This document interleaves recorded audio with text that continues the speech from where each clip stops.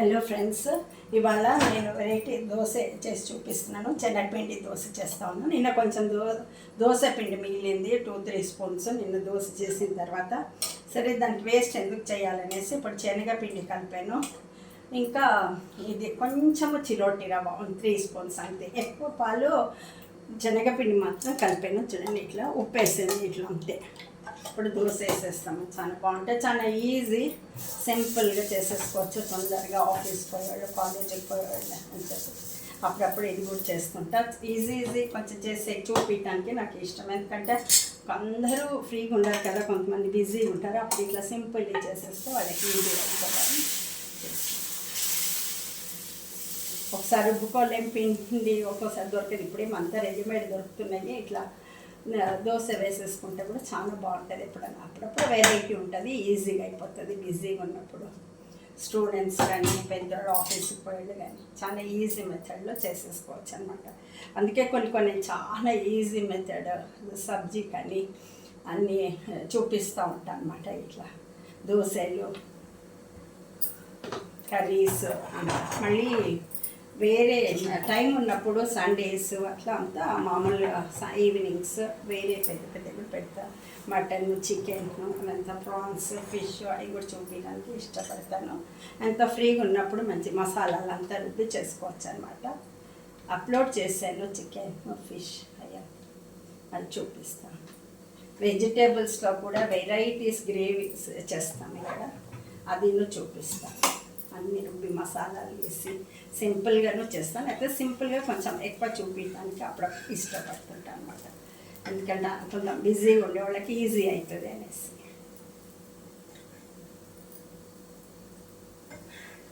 ఇంకా ఇప్పుడు mango season, mango varieties చేసి చూపించాలి. మొన్న ఇచ్చేసాను, ఫ్రూట్ ఇచ్చేసాను, చాలా బాగుందని ఖాళీ అయిపోయిన పెద్ద బాటిల్ మీద. మా పిల్లలకి ఇది షాప్ది అని చెప్పి ఇచ్చేసాను.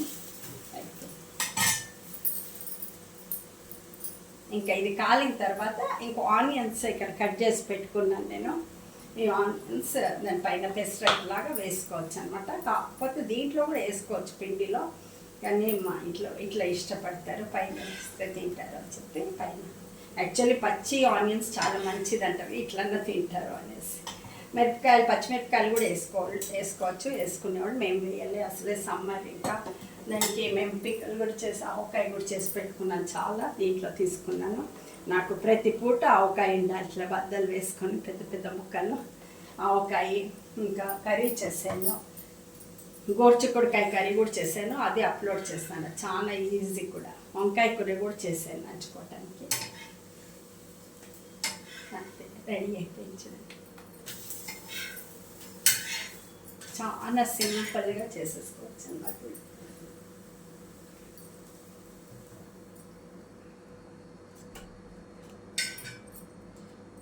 మర్చిపోయాను, ఇప్పుడు వేస్తాను నేను.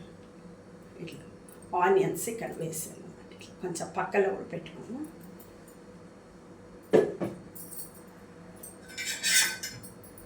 ఎంతో ఈజీ మెథడ్ అనమాట. నేను ఇది ఆనియన్ది ఇట్లా పెట్టుకొని ఇట్లా చేస్తాను అన్నమాట. కొంచెం ఆయిల్ వేసి, ఎందుకంటే ఇది చాలా లావు పెయిన్ కదా, అందుకే. నాన్ స్టిక్ అయితే ప్యాన్ అయితే అవసరం లేదు, అది తొందరగా.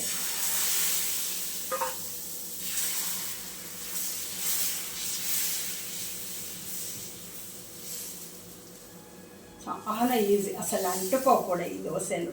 దీనికి చాలా బాగా వస్తాయి.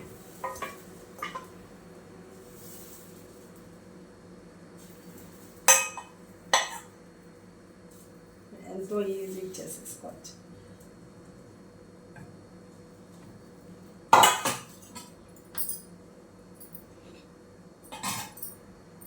చాలా ఎండ ఉడికిపోతుంది. స్టవ్ దగ్గర ఉంటే చాలా, ఇంకా అసలు సాయంకాలం కూడా స్కూల్ నుంచి రాగానే పిల్లలు, ఆఫీస్ నుంచి రాగానే లేడీస్ కానీ జెంట్స్ కానీ అందరికీ ఇది ఇట్లా ఈజీగా ఎంత ఇచ్చేస్తే తినేస్తారు. చట్నీ కూడా చేశాను. ఇంకా వెతుక్కోవాలి ఏం చేయాలి, వాళ్ళు వస్తున్నారు అంటే.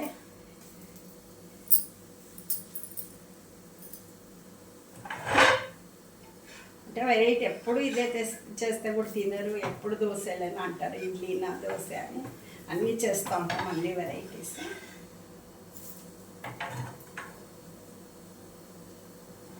గ్రేవీ కూడా మంచి మంచి ఐటమ్స్ చేయొచ్చు, వెజిటేబుల్స్తో, నాన్ వెజ్తో కూడా చేసి చూపిస్తాను.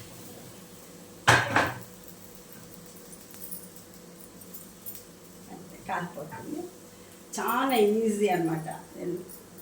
ఎవరైనా వస్తే కూడా ఈజీ చేసి పెట్టేసేయచ్చు.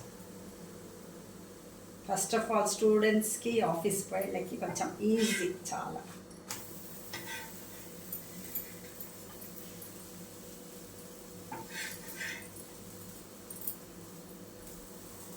నాకు ఇక్కడ కాలాలి.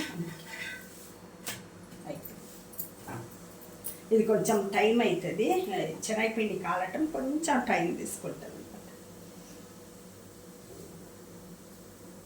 మామూలు దోశలు అయితే తొందరగా కాలిపోతాయి. సిమ్లో పెట్టేసి ఇక్కడ ఇప్పుడు ఆనియన్స్ వేసేస్తాను.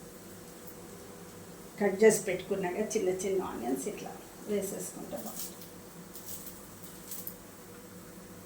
మరీ ఎక్కువ వేస్తే కూడా తినలేరు.